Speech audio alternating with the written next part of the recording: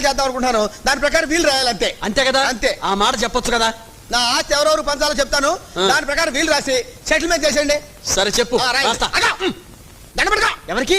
ఎవరు దండపెట్టుకుంటా? కాగితాలకి. కడుపు అన్నం తింటున్నావా, గడ్డి తింటున్నావా? ఆస్తి పంపకాలు చేస్తుంటే మధ్యలో దండ పెట్టుకుని రాస్తాను. నువ్వు నోరు పరచుకున్నావు. అంబాజీపేటలో 5 ఎకరాల కొబ్బరి తోట, 2 ఎకరాలు మా అబ్బాయికి, 3 ఎకరాలు మా ఆవిడకి. మా ఆవిడకి. మీ ఆవిడకి? మా ఆవిడ కాదు. తాడేపల్లిగూడెంలో ఓ తాటితో పండి ఓ పెంకుటిల్లండి.